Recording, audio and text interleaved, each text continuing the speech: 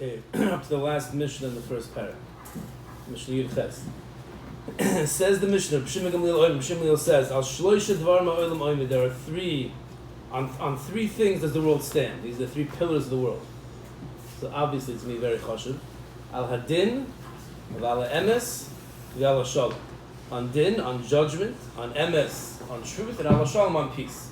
Shenemar, it says the pasuk in Zechariah, emes u'mishpat shalom shiftu b'sharecha. You should adjudicate in your gates, I guess. Emes, mishpat, and shalom, truth and peace. It says the Rabbeinu Yonah. What does it mean din? The Olam stands on din. Sheyodin din emes lamita. When a person gets a din Torah in front of them, he should adjudicate it according to the truth. Now this refers specifically to a dayan, but it could refer to anyone, to any Jew. Whenever we're always judging throughout the day, there are countless times that we judge, and we should make sure that our judgments and our jaded, as we spoke yesterday about the meraglim, about negiyah, we all have negiyahs, you have biases. You have to make sure that a person is approaching things in an emes, in a truthful manner. That's din. So it's also a bechin of emes. The din has to be emes as well as emes itself.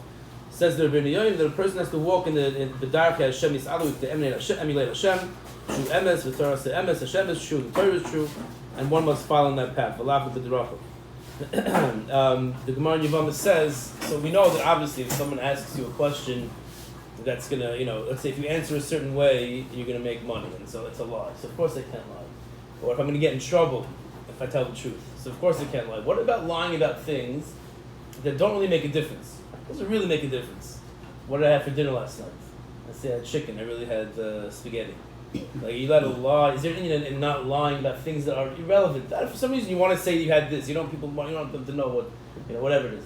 So, are you allowed to lie in things that don't really make a difference? Says the Gemara in Yevamos, Daf Samach, you should not do that. You should not lie even where it's not relevant, because eventually a person's going to end up. It's going to take over. Lying is one of those things that once a person gets used to it, so it's very hard to be poirish, to separate oneself from it.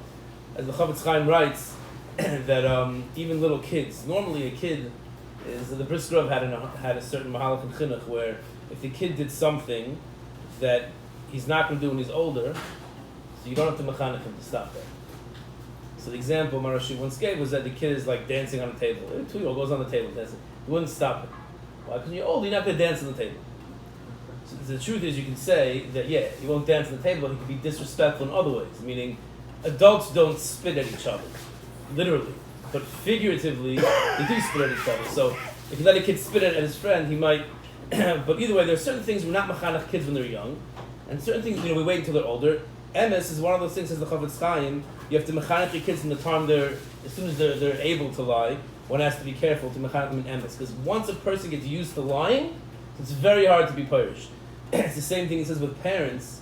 If you promise your kids something, right, Mordechai says, so you have to come through with it. Otherwise, you're teaching your kid to lie. So if you tell your kid that, no, if you do this, I'm going to give you that. I was magzim, it was too much of an exaggeration. No, the parent said it, he has to follow through. One of the pillars of the world is emes. Zok the Chavetz Chaim, midvar sheker tircha. It says in the Torah, you should distance yourself from lying. There's no other aveira in the entire Torah where it says the lashon of harchaka. You have to distance yourself. Lying is the only thing where it says tirchak. Stay far away. Not that lo yistishaker, don't lie. Midvar sheker, tirchak. You must run away. Stay very far from sheker. That's emes and shalom. Zok the Rabbeinu Yonah. Shalom hu koil kol tuv ha'olam. Pretty strong statement. He says peace includes all good in the world. I mean, if there's peace, if a person has peace, he has everything. If he doesn't have peace, he has nothing. It's the highest thing you can have, and Shalom Al Yisrael is obviously we daven for all the time. So these are the three pillars the world stands on. Din, making sure when something comes our way, we're able to pass in the proper way, whether it's halacha, whether it's in ashkafa, whether it's in family matters, whether it's in friends, whatever it might be in the shul. Emes, being truthful, never lying, making sure that we always say the truth, and Shalom, making sure we stay at peace and avoiding machlokes. Those are the three things that the world stands upon. With that, we finish the first paragraph. Start the second paragraph. Perkei. Rabbi Yonah says, "Ezi derech yishara sheyover loy ha'adam." What is the correct path or the straight path? Yashar. What's the straight path that a person should choose? What path? So says the Mishnah, Koshi Tiferes lo Iseha, v'Tiferes lo min ha'adam. Now, Tiferes is a hard word to translate. We say splendor, like tefillin is a pe'er. The Gemara in Sukkah says it's a splendor. So Koshi Tiferes lo Iseha, whatever is, the article translates a credit to oneself. Right, so it's a credit to the person who does it. V'Tiferes lo min ha'adam, and a person, it's a credit vis-a-vis others. In other words, people will see me and say, "Wow, a Jew keeping Torah mitzvahs, that's impressive." I mean, it makes others honor that person, or view that person in a positive light. So it's not enough just to keep the mitzvahs. We have to keep the mitzvahs in a way that it's a tiferes lo'iseha. You know, it's a credit to the person who's doing it, as well as vis-a-vis other people. I mentioned a number of times the Rabbi Hamachshir in Kosher Australia, where I worked previously, where Mordechai Goodnick used to tell us, besides doing the right thing, you have to make sure you look like you're doing the right thing. It's not enough to do the right thing. You have to make sure you look like you're doing the right thing. Sometimes doing the right thing, a person, the optics aren't so good. We were discussing with someone about a school, a Jewish school, renting out a room in a church for classes. So the halacha is, Igros Moshe, who wants to give a shiur in this, that as long as you're not in the sanctuary, it's a side room, and there's an entrance and exit. You don't have to go through that room to get to the sanctuary. There's a separate entrance and exit, so then it's not a problem. Ramon Shtormer had a shot about voting in South Africa. The voting booths are in a church. It's in a separate room. It's not in a sanctuary, and it's clear that if you go in there, it doesn't mean you're going in there. So it's mutter. Fine. So that's mutter, and you can do it. But for a school, kids are walking in every day with a big salem on the roof. They're walking into a church every day. Is that a tiferes lo'iseha? Is that a tiferes lo min ha'adam? Is that an appropriate, how the optics, and the Yiddish kids are walking into a church to learn Torah, or even to learn science and math, whatever it might be. But is that a tiferes lo'iseha or a tiferes lo min ha'adam? Is that something that's gonna look good? So that's the importance of this Mishnah. Rav Simcha ben Pshischa says that Rabbi could have just said, keep the mitzvahs. Keep Torah mitzvahs is going to be a tiferes by definition. He says tiferes lo'iseha. Whatever's going to be a credit to the doer, that means each person is different. Each person is individual, and a person has to find out which areas, which mitzvahs am I machmir in? Which mitzvahs must I be making because of the shas of. A person has to, when he approaches Torah mitzvahs, there's a box we have to operate within. We have to keep Shabbos. You can't light fires on Shabbos unless it's bikuach nefesh. Otherwise, you can't light fires on Shabbos. But as far as am I machmir on Rabbeinu tam zman and take out Shabbos late? So one has to cheshbon. I have a family, and maybe they need me to come home earlier. Maybe not. Maybe my family can wait. And it's chinuch that sometimes Yiddishkeit gets a bit difficult. We still do it. So a person has to make a cheshbon, has to understand his or her individuality, and keep the Torah in a way that it's a tiferes lo'iseha, it's a credit to the person who does it, and tiferes lo min ha'adam, as well as the way other people perceive. There's such a thing as positive peer pressure. There's such a thing as we don't keep up with the Schwartzes, with the Joneses. We don't keep up with them, but there is a concept of not to be strange. The Mishnah is saying be normal. The Rambam learns the tiferes lo'iseha, tiferes lo min ha'adam is the shvil hazah, the famous shvil hazah. You have to walk in the golden mean, not to be radical and extreme. Now, how do we define normal? There's only one definition of normal. It's normal, right? Whoever's to the right of me is a chanyak. Whoever's to the left of me is a shegis. That's normal. If you like me, you're normal. That is the challenge is, it's a joke. The challenge is that to find that golden mean. But the Yisod, the Rambam learns up the Mishnah is we have to find that golden mean. The Rabbeinu Yonah says that tiferes lo min ha'adam, that people will look at you and say, "Wow, this is you to keep mitzvahs." He tells to the halacha of zeh keli vanveyu. That when we mekayim mitzvahs, we should do it in a nice way. We should get a nice daled minim, nice tzitzis, nice tefillin. When we fulfill mitzvahs, it's done in a way that people see, wow, what a beautiful chet mitzvah this person has. That's the first part of what Rabbi says. Then says Rabbi, one has to be careful with a light mitzvah, just as he is careful with a chomer, with a serious, a more stringent mitzvah. You don't know the schar, the reward we get for the mitzvahs. Zakter Rabbeinu Yonah, that the Torah tells us the punishments for averos. Right? If a person is chazer with Eidim Nasor, the whole 9 yards, he gets malchus. Right? Certain mitzvahs, certain averos, a person is liable, Misa B'dei Shemayim, the Kadosh Baruch Hu will take care of him, will kill him. Certain Averis is Karis, which means he and his offspring, there'll be no Hemshech, there'll be no Kiyum for this person. Certain Averis, Chil Shabbos is Skila. There's Mrs. Bezdin, there's 4 types of Mrs. Bezdin. When it comes to the schar of mitzvahs, Torah doesn't say anything. Torah doesn't tell us what schar we get for the mitzvahs.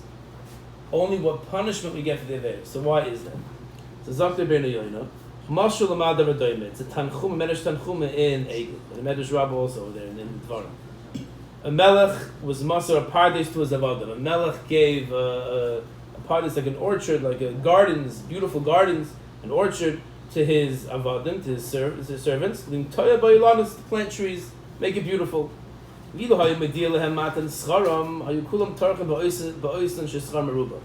have said, you know what, my favorite tree is an apple tree, what would happen? Everyone would plant apple trees. You should have a big apple orchard. He doesn't want that. He wants to have a mixture of fruit and flowers and trees in a beautiful yard. Hashem would have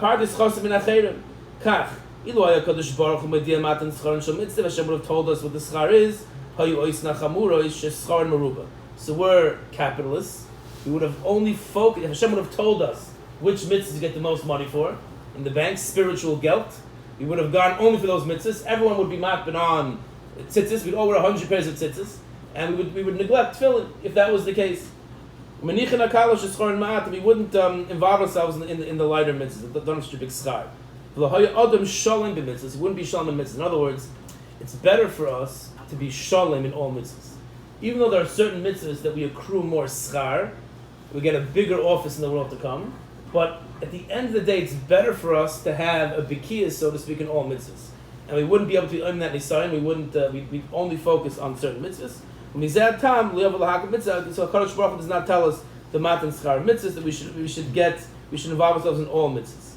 That is the yesod of that. So that's why if anyone ever wonders why the averos, the punishments we have in the Torah, the schar we don't have in the Torah, that's because Hashem wants us to involve ourselves in all mitzvahs, not just in the mitzvahs that get us more schar. Next comes it's all relevant, but an extremely relevant halacha, or eitzah. Says Rabbi Nasi, you should calculate the loss of a mitzvah connected the schar of the mitzvah, the missed opportunity of a mitzvah connected what I could have gained, with schar aveira connected hafseda. And what I gain by doing an aveira, do a cost-benefit analysis on what I lost by not doing the aveira. If I do the aveira, I'm going to gain X, I'm going to lose Y. If I don't do the aveira, the other way around. Says the Rabbeinu Yonah that ki yirchash libcha davar leimar eich esen mitzvah zois. How can I do this mitzvah? Va'afsin ma'moini kazeh v'kazeh. I have to lose so much money. How can I do this mitzvah? I'm going to lose so much money. Af ata emerloi ki schar gadol yeh lanu alei kiflaim elef pa'amin min hafsid. By doing this mitzvah that I'm obligated to do, the schar I'm going to get is 1,000-fold more than that.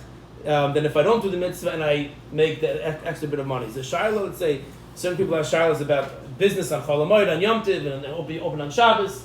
In a case where it's Taka Osir, it's a big nisayon. That I know that if I keep my business open on Shabbos, I'm going to make a lot of money. If I close it, I know I'm going to lose.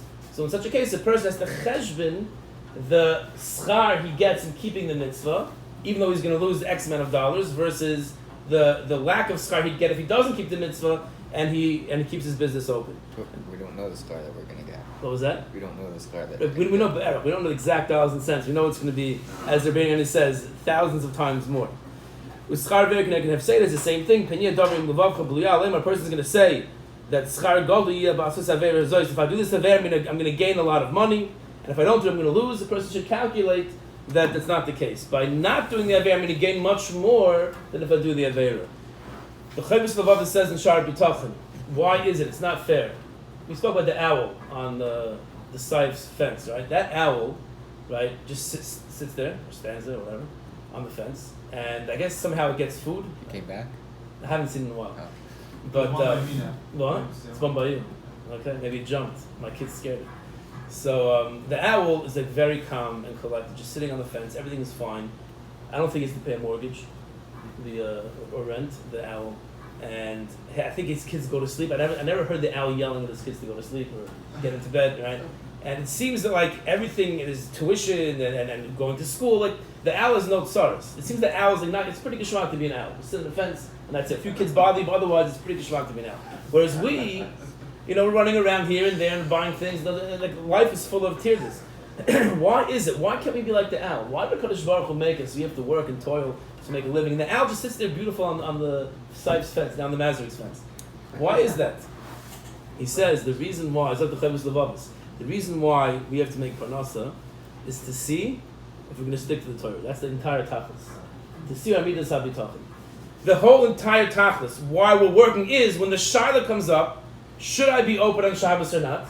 And sometimes the answer is you could be open on Shabbos with the right mechanisms in place. But if the answer comes back that I can't be open on Shabbos, so the entire reason why we have to buy houses or rent and pay mortgages and pay tuition and buy food and is for that moment that I'm faced with a shaila, do I keep the Torah or do I make money? That's right, my perceived shaila. What am I going to do? It's for those moments that we have to earn a living. So once you view it in that perspective, that it's the typical Monday, Tuesday, Wednesday, Thursday form. It's when it comes to the shaila of am I going to charge ribis, charge interest? Am I going to steal? Am I going to cheat on this, cheat on that? That's the entire reason why we have to make a parnasa, that it might become a little easier.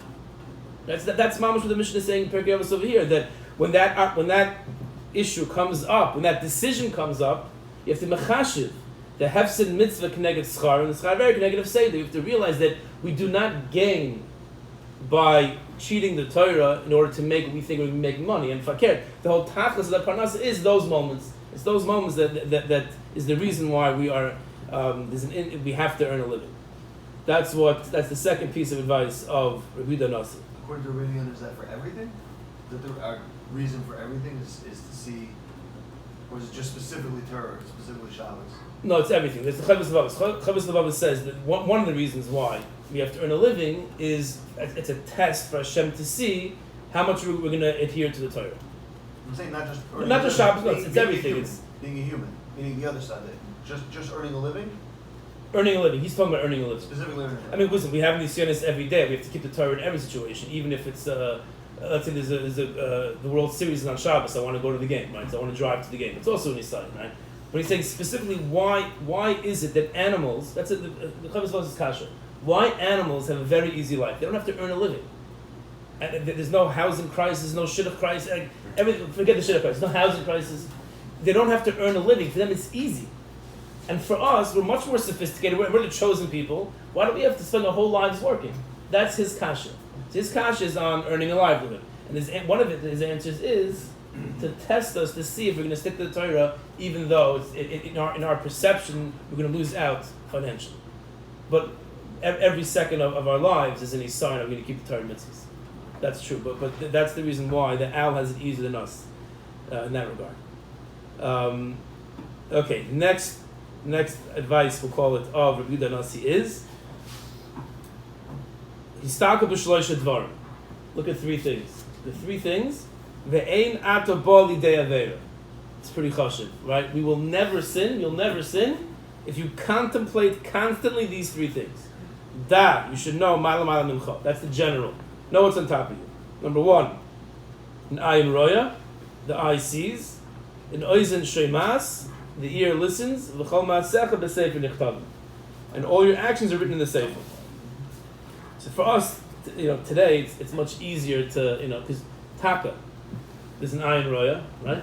And oizen shemas, even if the mashinka is off, you never know. You never know.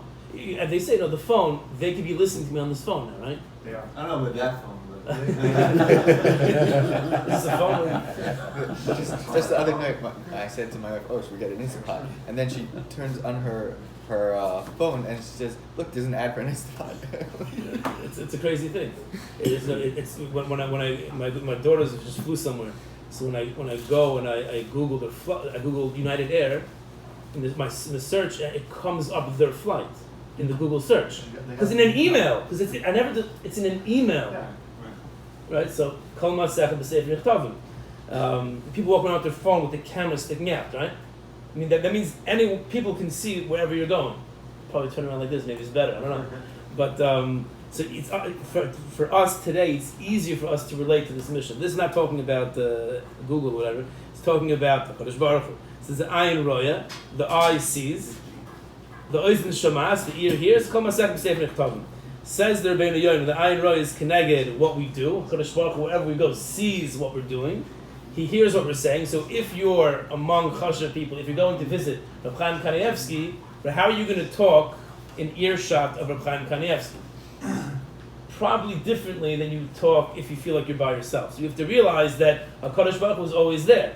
We have to go around constantly thinking HaKadosh Baruch Hu is always there. There's always an ayin roya, there's always an oizen shamas, and there's always kol masecha b'sefer nechtavim. A person realizes that HaKadosh Baruch Hu is always following him, so then he will not come the day of Erev. It's a challenge, but that is what we have to do.